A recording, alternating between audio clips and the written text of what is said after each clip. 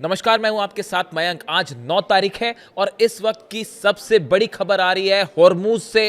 Hormuz में America का एक लड़ाकू अपाचे हेलीकॉप्टर तबाह हो गया है। देखिए, अपाचे हेलीकॉप्टर अमेरिका के वो हेलीकॉप्टर्स हैं जिनका इस्तेमाल ईरान की जो बोट्स हैं, जिनसे लगातार ईरान जो है हॉर्मूज में पेट्रोलिंग करता है या हमले करता है, उन पर निशाना बनाने के लिए अमेरिका इस अपाचे हेलीकॉप्टर्स का इस्तेमाल कर रहा था। और जो खबरें हैं उसके मुताबिक अपाचे हेलीकॉप्टर हॉर्मूज में तबाह हो गया है। डोनाल्ड ट्रंप ने भी इस बात को कंफर्म कर दिया है, बल्कि डोनाल्ड ट्रंप का बयान भी आया है और उन्होंने ये कहा है कि अपाचे हेलीकॉप्टर के जो दोनों पायलट्स हैं वो सुरक्षित हैं। इस तरह का बयान डोनाल्ड ट्रंप ने दिया है। अब ये अपाचे हेलीकॉप्टर तबाह कैसे हुआ और डोनाल्ड ट्रंप ने अपाचे के दोनों पायलट्स का क्यों जिक्र किया, इसको लेकर हम बात करेंगे। देखिए, सबसे पहली बात, इस समय जो डिफेंस सर्कल में खबरें हैं वो खबरें ये हैं कि ईरान ने शाहिद 136 ड्रोन से अमेरिका के अपाचे हेलीकॉप्टर को मार गिराया। ये हमला उस वक्त हुआ बताया जा रहा है जब इजराइल और ईरान के बीच लगातार मिसाइलें बरस रही थी, हमले हो रहे थे एक दूसरे के बीच। इन्हीं हमलों के बीच में हॉर्मूज में अमेरिकी हेलीकॉप्टर गिर जाता है।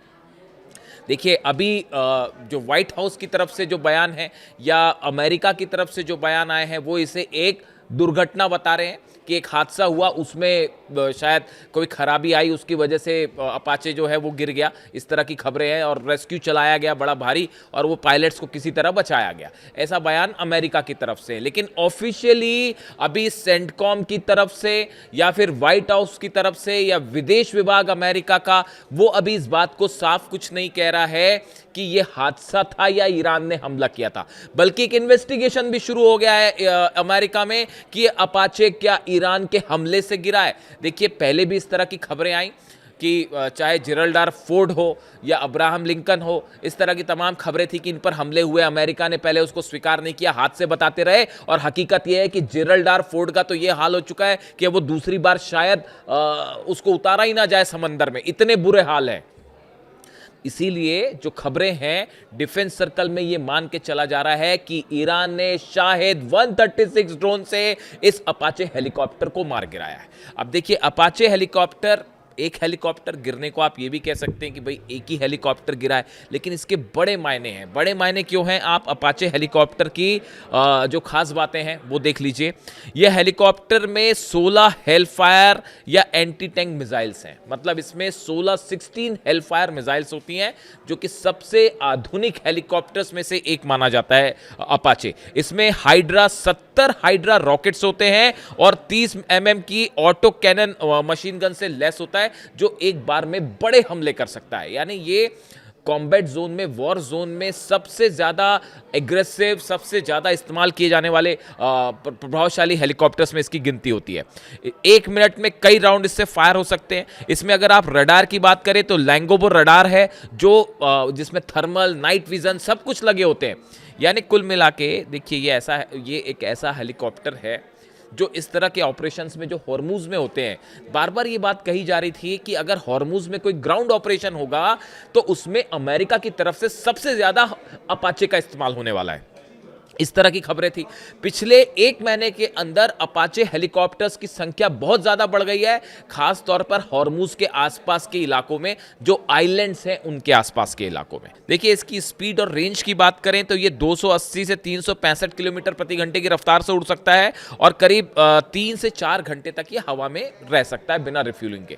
यानी आप देखिए, ये वो हेलीकॉप्टर है जिसको लेकर ईरान की तरफ से हमेशा से ईरान की सेना बेहद सतर्क रही है और इनके मूवमेंट पर खास नजर रखी जा रही थी कि अगर ग्राउंड ऑपरेशन होगा तो इसका इस्तेमाल होगा। अब देखिए, ऐसे हालात में जब इजराइल और ईरान के बीच मिसाइल्स फायर हो रही हैं, लगातार फाइटर जेट्स हमले कर रहे हैं, ऐसे में हॉर्मूज के में जो है वो एक अमेरिका का हेलीकॉप्टर जो ईरान के वाटर्स के, ईरान का जो सीमा है उसके बेहद करीब उड़ रहा है और उस पर हमला होता है या वो गिर जाता है। इसीलिए कहा जा रहा है, ऐसा अंदेशा है कि ये शाहिद 136 से इस पर हमला किया गया और हॉर्मूज इसको गिरा दिया गया।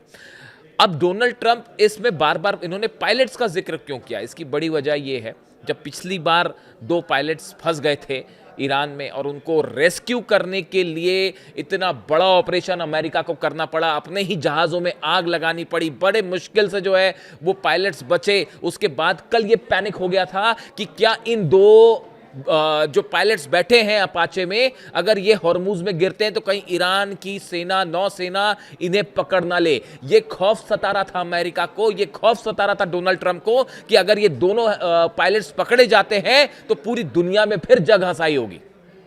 हेलीकॉप्टर भी गिरता है, पायलट भी पकड़े जाते हैं तो फिर बड़ी मुश्किल हो जाएगी। इसीलिए बड़ी कोशिश में, आनंद फानन में जो है अमेरिका ने अपने वॉरशिप्स भेजे और किसी तरह से जो है ये दोनों पायलट्स को बचाया गया। लेकिन ये एक बार फिर हॉर्मूज में ईरान ने ये साबित कर दिया है कि हॉर्मूज में चाहे ज़मीन हो, चाहे आसमान हो, चाहे जो है वो वाटर्स हो, हर जगह ईरान का कब्जा है। ईरान भारी पड़ रहा है अमेरिका में। इसके साथ ही एक और खबर आई है, इराक में भी एक अमेरिकी ड्रोन, शायद वो MQ-9 रिपर ड्रोन्स हो सकता है, उसको मार गिराया है डिफेंस सिस्टम ने ईरान के। देखिए ये बड़ी गौर करने वाली बात है, ये इसलिए मैं इसका जिक्र कर रहा हूं। अगर इराक में अमेरिका का MQ-9 रिपर ड्रोन गिर जाता है, या हो सकता है वो इजराइल का हर्मीज या हेरॉन ड्रोन हो, इन तीन में से कोई एक ड्रोन था वो जो गिरा है, इसको ईरान के डिफेंस सिस्टम ने मार गिराया। कल जब इजराइल हमले कर रहा था ईरान के ऊपर, तो इस बात का खास ख्याल रखा जा रहा था कि फाइटर जेट ज्यादा अंदर ईरान के ना जाए, क्योंकि ये डर सता रहा था कि ईरान का डिफेंस सिस्टम मार गिराएगा। इससे आप समझिए एक बात, अपाचे का गिरना, MQ-9 रिपर ड्रोन का गिरना, 42 जो प्लेन्स गिरे अमेरिका के, ये सब इस ओर इशारा कर रहे हैं कि ईरान के डिफेंस सिस्टम में बड़ी तेजी के साथ तरक्की हुई है। ईरान ने अपने सेंसर्स से चलने वाले, इंफ्रारेड से चलने वाले जो डिफेंस सिस्टम है, इसमें कुछ नई टेक्नोलॉजी एडवांसमेंट किए हैं। हो सकता है रूस की मदद से हो, चीन की मदद से हो, या खुद ने भी अपना एडवांस डेवलपमेंट किया है। ये बड़ा प्रभावशाली साबित हो रहा है अमेरिका और इजराइल के जेट्स के खिलाफ और हेलीकॉप्टर्स के खिलाफ। इसके अलावा देखिए एक और अहम खबर, कल जब ये हमले हो रहे थे और मैंने आपको ये बताया था कि इजराइल में बड़ी तबाही हुई है, मेरे वीडियो में नीचे कई कमेंट्स आए थे जिसमें कई लोगों ने ये कहा कि इजराइल में तो कोई तबाही नहीं हुई है, इजराइल से तो कोई तबाही की तस्वीरें सामने नहीं आई है। आप कह रहे हैं कि इजराइल में तबाही हुई है। अब धीरे धीरे वो तस्वीरें सामने आने लगी है। मैंने आपको हर बार कहा कि इजराइल में जब भी कोई नुकसान होता है तो वक्त लगता है बाहर आने में। अब हाइफा की तस्वीरें बाहर हैं। जो तस्वीरें मैंने देखी हैं हाइफा में हमले की, हाइफा की ऑयल रिफाइनरी के ऊपर मिसाइल गिरी है और ऐसे जबरदस्त धमाके हुए कि देखने वाले की रूह कांप जाए। पूरे आसपास के कई किलोमीटर्स तक ये धमाकों की आवाज सुनी गई और जबरदस्त जो है टेंशन तनाव में थे पूरे इजराइल के लोग जो हाइफा के आसपास है। बिल्कुल ऐसा ही हमला बीरशेबा में हुआ, जहां कई किलोमीटर दूर तक जो है आवाजें सुनाई दी, मिसाइल्स गिरने की, आग की लपटें दिखाई दी। इसी तरह के हमले अगर हम बात करें तो अशदोद में नेवातिम और तेलनौफ, इसमें जो दोनों जगह हैं नेवातिम, तेलनौफ, ये दोनों एयर बेसेस हैं इजराइल के और सीधा हिट हुई है इसके ऊपर मिसाइल्स। अब इसकी तस्वीरें धीरे धीरे बाहर आने लगी हैं।